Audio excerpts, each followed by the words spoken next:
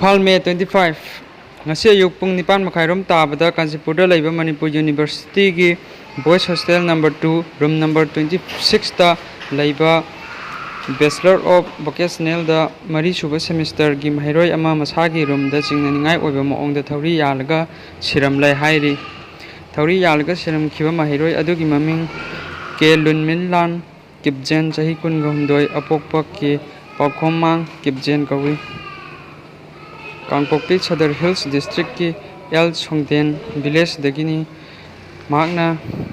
siling pen da phi amana thauri yalaga side table amada ngaraga leirambaga loinana makhong animak leibak ta thenglaga leiram khi hairi mahaki yet thangba khudang da sokpagi mafam leibaga loinana I khara thoklamkhi mahakna thauri yalaga leiram khiba aduda ka manungdagi thong lonchillaga leiram khi mahaki masa umthaduna manam chele nimit nini humni gi mamang da siba oigani haibagi thajaba lei hairi forensic expert team ama laktuna yengsilaba matung Manipur police ki DIG ga loinana police team amana asiba haksang lauraba matung postmortem gidamak rem smoke ta thamlamla leikidraba mahiroi asigi hostel da leiraga nimit kharani gi mamang dagi KB Enterprises da tourism gi intern chaliba mahiroi ni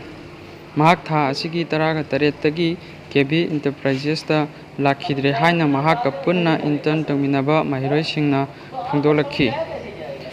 mahak tha asigi kunmathoi amasung kunithoi phawba hostel da changlakpa ukhi masigi matungda mahaki ka thonglolaga laikhibadagi mahak lei amasung leite haiba khangnakhidre mahak suicide matau karamna siram khibano haibadu hojik phawbagi oina khangba ngamdri hairi